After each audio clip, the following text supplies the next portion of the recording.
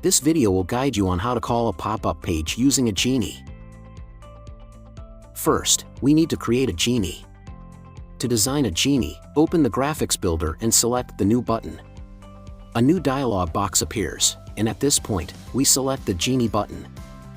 In this instance, we will utilize a set of symbols.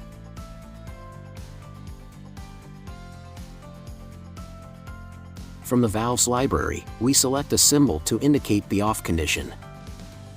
Continue with the full technical tutorial at ctiresources.com.my/knowledge-base.